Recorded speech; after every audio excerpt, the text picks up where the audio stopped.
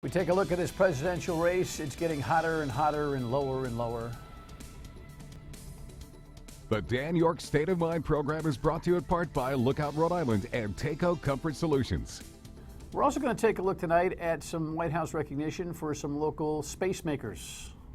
There's a makerspace concept that seems self-explanatory. I thought it might be deeper. It's not, but it's important and it's cool. And it always has been with AS220. Will be featured in our conversation, so stick around. Thanks for joining us. Appreciate you hanging around. It has been, well, why bother? Let's go to the rundown, right? I mean, really? This notion that everyone is trying to create a new superlative or new lower superlative to describe this race is kind of a, I don't know, a wasted effort, it seems to me. By the way, Donald Trump last night said that it would be a wasted effort if he lost. No kidding, Donald. No doubt about that. Headlines galore here. Now you've got two women out of the New York Times and then a People magazine writer who chronicled Donald Trump for a long period of time, who now says she too was groped. We'll speak to that in just a second. And as we record this program today, early afternoon, Donald Trump is speaking to it, so we might be a little bit behind the times on that. Of course, you know, Hillary Clinton's got her own challenges here, and headlines indicate same. You know, Donald Trump finds improbable ally in WikiLeaks, and a second one talking about the Christianity issue. Well, actually, there's that's a general conversation on the Washington Post about the WikiLeaks, and then a third talking about Christianity being, or Catholicism more specifically, being a focus of email chatter. A lot of this stuff is being washed out based on the salacious nature of the Trump campaign and his reported double, triple, quadrupling down on Bill Clinton, who last I checked is not running for president. But you know, Hillary's conversation about Wall Street, the email conversation about strategy to liberal up the Catholic Church, and just overall press strategies that have been kind of leaked out through this WikiLeaks bust. Interesting, but probably not moving the needle. Donald doesn't even understand that he washes out the criticism of Hillary Clinton by just being Donald. Here's the latest. Donald Trump is on the defensive after several women came forward with stories of how they say the Republican presidential nominee touched them inappropriately in the past. It was a real shock when all of a sudden his hands were all over me. Jessica Leeds told the New York Times Trump grabbed her breasts and reached up her skirt during a flight in the 1980s. People magazine writer Natasha Stoynoff wrote a first-person account of a 2005 interview session at Trump's Mar-a-Lago resort. He was pushing me against the wall and forcing his tongue down my throat. This morning, Trump tweeted that Stoynoff didn't include the incident in her article because it did not happen. And his campaign said the allegations trivialize sexual assault and demonstrate a new low for where the media is willing to go to determine this election. Hillary Clinton is having her own struggles, but hers come from the steady stream of hacked emails between her campaign staffers that are being released by WikiLeaks. In a 2015 email titled Needy Latinos, Clinton campaign chair John Podesta urged Clinton to call former Energy Secretary Federico Pena, who is close to committing but carrying some baggage, and former New Mexico Governor Bill Richardson, notwithstanding the fact that he can be a blank. Clinton blames the leaks on Russian hackers supporting Trump. That's how desperate they are. That's all they have left, pure negativity. More hacked emails were released today. I'll tell you, the whole notion of your emails being hacked is something that ought to be in the back of your mind always, everywhere, even if it's inner office or whatever, no matter what it is that you do. Not because we should have a general understanding that Russia is going to infiltrate our hardware and that WikiLeaks is going to out your life, but what you put in writing sticks. And I think there's some hard lessons that are being learned here. I hope they're being learned, not just in campaigns, but throughout the planet. This is, I'm sure by the time you're seeing this show tonight, something new has come up with Donald Trump, and Donald Trump has probably exacerbated his own problems as a reaction to it. And the beat goes on. Let us come home for a second. This is interesting. It's only one little district, District 5, in Providence, but it's going to have some serious ramifications for the way the General Assembly's House of Representatives is run. Front page story now with John DeSimone, who is the majority leader, who lost his primary now deciding that he's going to write in, as the second headline shows. Here's the latest on the story. Showing voters how to check the box and write in his name, House Majority Leader John DeSimone is not giving up. Let's make history, and it's my time. The House's number 2, DeSimone, has been Providence District 5 rep for almost 25 years, but lost his Democratic primary to school teacher Marcia Ranglin-Vassell by 21 votes last month. He blames the loss on an out-of-state progressive group spending $16,000 against him. The group admits they originally failed to disclose the amount, but say they have now. I believe that out-of-state money manipulated the voters of my district. They spread false claims. I think it's pretty sad. In fact, I think it's pretty pathetic. Ranglin-Vassell says DeSimone needs to respect the voters' decision and laughed at the idea of special interests propping her up. I could show you my office that I run my campaign from. It's in my kitchen, so I'm not sure what he's talking about. Beyond the write-in push, the Democrat also faces Republican Roland LaValle, who also brushed away the impact of special interest on the race. All my money is special interest. It's by friends and relatives and constituents. All of them are special to me. And he makes a point. The concept of special interest, I think, is way overused. If you have an interest in a candidate, it's special. It's not necessarily a Valentine, but it's special. The thing about write-in candidacies that I find to be interesting is that it requires the voter to actually be active, purposeful, thoughtful, and have intent. Writing in somebody's name requires all those things. Unfortunately, most of the electorate goes, walks in and, what do I do? You punch, and I wish everyone was thoughtful. Even some middle ground between thoughtful enough to find the punch hole, the new technology, or that little SAT circle that you have. It's not a punch hole, it's a little thing you have to circle now. And actually writing somebody's name in is an actual studied extra effort. And that's why no major write-in candidacy has ever been effective or worked here in the state. Jan Malik also wants to do this. The headline from the Bristol rep, who's been around for a long time as well, he got beat. When you're flat-footed, cocky, and an incumbent, you're going to get beat, special interest or not. John DeSimone will be here next week to explain his strategy in getting write-in reelected. This isn't good. I mean, the hundreds of millions of dollars that this project has cost the federal taxpayer and proportionately the Rhode Island taxpayer ought to demand major league efficiency, don't you think? Headline here, the governor is in a defensive position. Here's the outline of the controversy.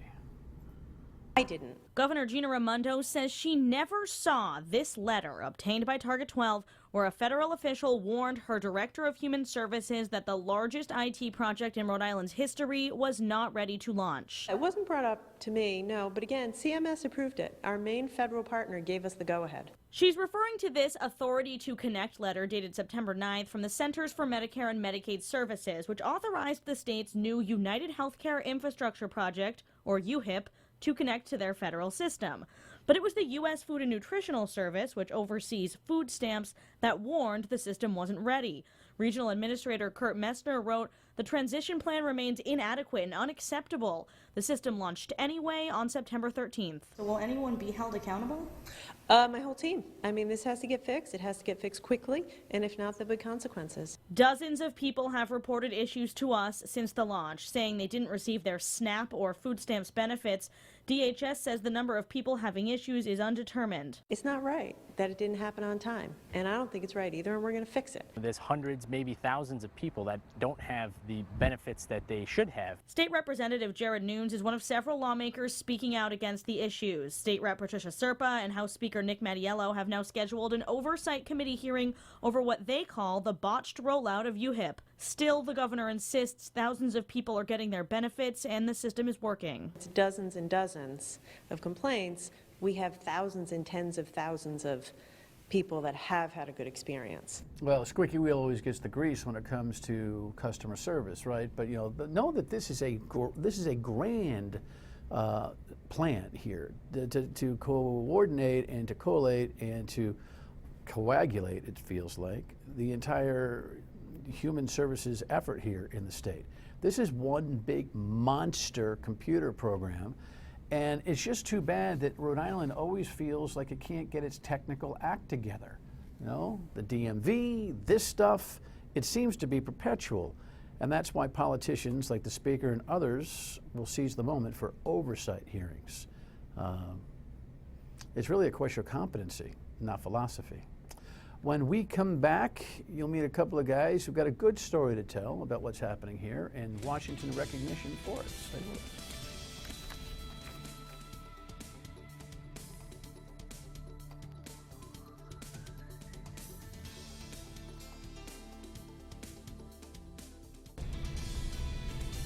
All right, welcome back in. We're actually going to take a break from the politics of the day. I hope that doesn't cause you to go, you know, because you're so addicted to the. Don't you feel like it's just a Dave, right? Yes, it's been going on for forever. Forever. Yeah. When is this thing going to ever stop? My goodness, David Dvorchak is a communications director for AS220, which is just an incredible organization, so diverse in its services and its open doors and its cultural advancement here in the city of Providence and in Rhode Island. And Todd Thomas is the Maker Ambassador of Rhode Island, which is kind of an interesting title, right, Todd? Yep. You run an incubator for makers called Tinker Bristol. Yep. Tinker meaning tinkering. With exactly. Things, making things. Yes. Congratulations on your notoriety. What's the concept here? The concept. Oh, by the way, you want to talk about Trump and Clinton at all? No, I'm all right. You want to take a pass on that? Either one of you? Break. I'll go take Feel free to get it off your chest if you need to. So the big concept here is the organization and launch, I suppose, of what's being called the Rhode Island Maker Cluster, of which is the Rhode Island Maker Cluster. And Todd can speak more in depth to that, but it's you know, a consortium of AS220, Tinker Bristol, the Steel Yard, Ocean State Maker Mill. I might be leaving others out. I apologize. Hope in Maine, Fab Newport. Just all makerspaces throughout the state that are coming together to see how you know, we can kickstart the maker movement that already is happening in Rhode Island, but formalize that, and what impact that has, you know, politically, socially, culturally, economically. But you got to define the maker movement. It may seem self-explanatory, but specifically, it means what? People making things. Kind of such a duh answer, isn't it? Well, you know, is it a duh question? Maybe it's a question. No, it's everything from the FixIt movement, right? Your TV breaks, something, your phone screen cracks. Do you send it back to Apple, or do you go and you buy the kit for $15 and replace the glass in your phone? Can you fix your vacuum cleaner, right? So it's the sort of thing, but it's also, hey, I need a part. I'm not going to wait for months to get this thing. I can go and print it off myself, someplace that has a 3D printer.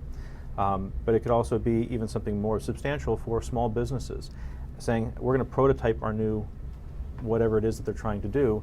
This idea of rapid prototyping, advanced manufacturing. How do we get these ideas into reality quicker, faster, better? How long have you been tinkering and making? My whole life. You're one of those handy guys? I was the kid that got in trouble when I took apart my parents' phone, and then I was grounded until I could put it back together again and it worked. I learned quick. Well, how long were you grounded for? Was it quick? Pretty quick, about 3 days.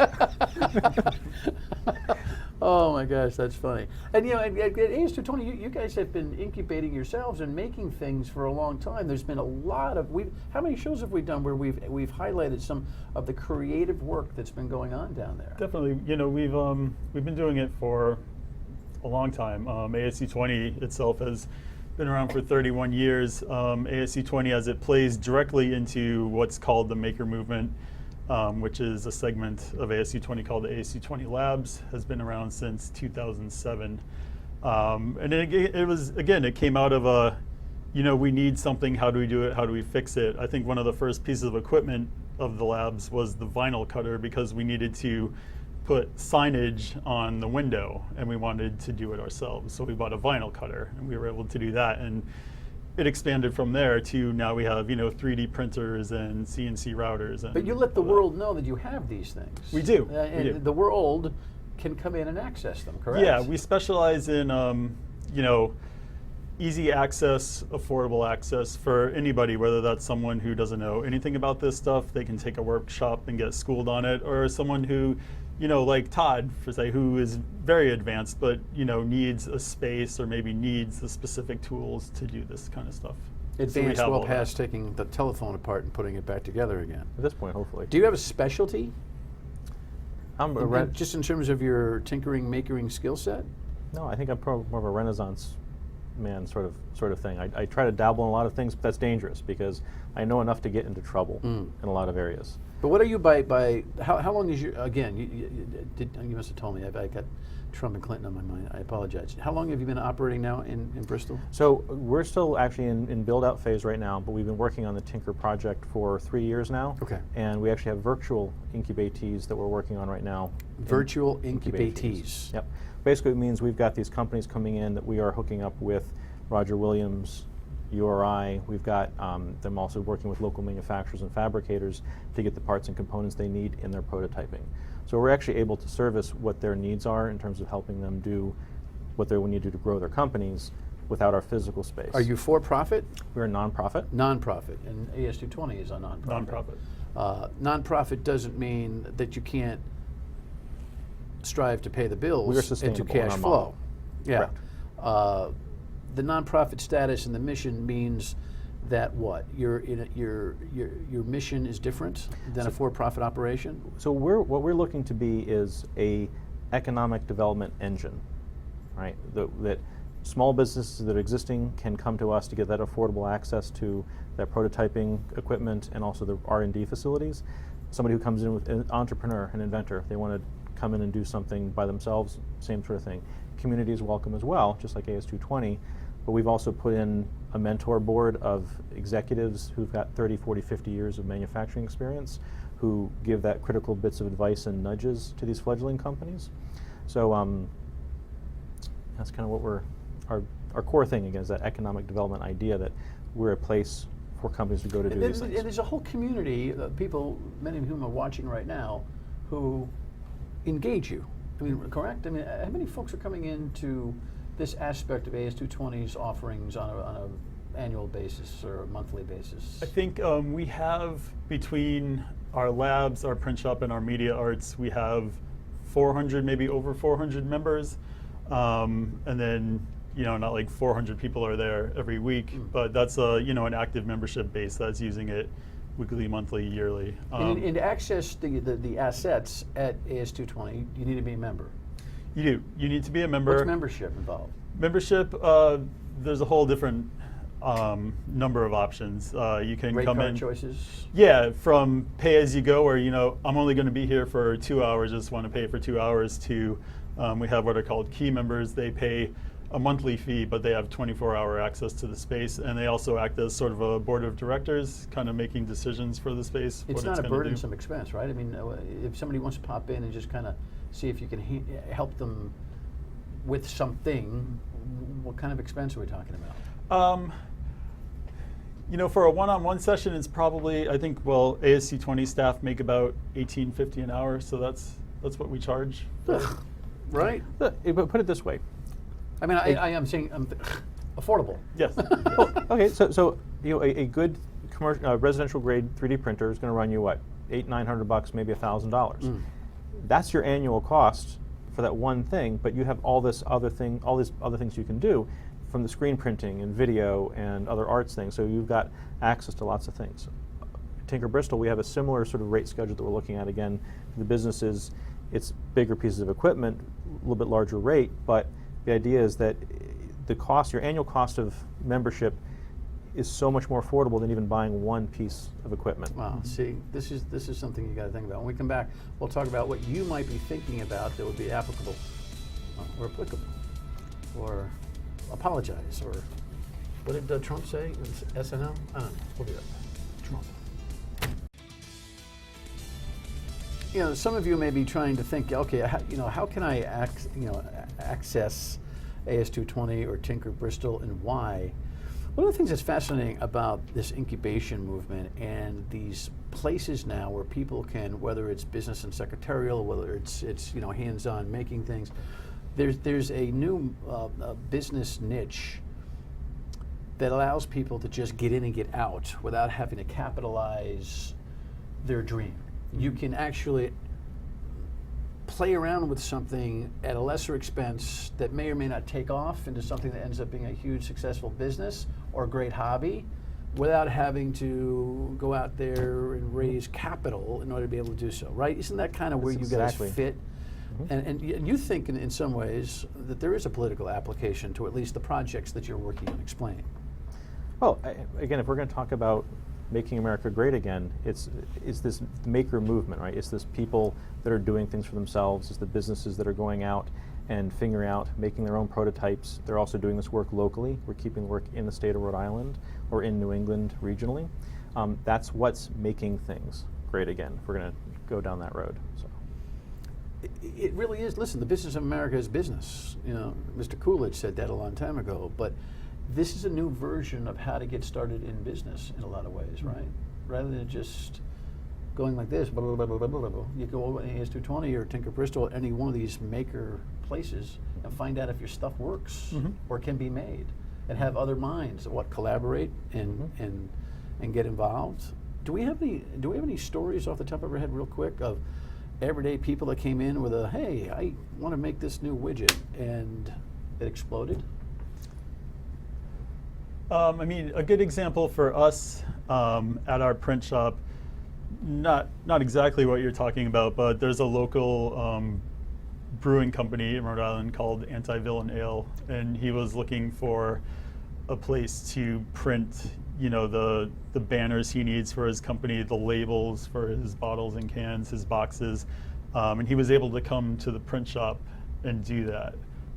You know, instead of setting up, you know, a screen printing operation in his own house or whatever, or, you know, taking it to a company which he might not be able to afford, he was able to come to AC20 and do that for himself. If you're still trying to grasp what it is these guys are talking about, there's an event this weekend, right? We'll put the information up on our website at foxprovidence.com so you can see that after the show. But tell me real quick what's happening this weekend. All right, so it's the Rhode Island Mini Maker Fair, East Bay Edition. Rhode Island Mini Maker Fair. Mini Maker Fair. Fair, not a fair. Yep. Fair. I got Trump on my mind. Sorry. Fair. Yep. East Bay Edition, happening in Newport at the Florence Gray Center from noon to 5 p.m. on Saturday the 15th.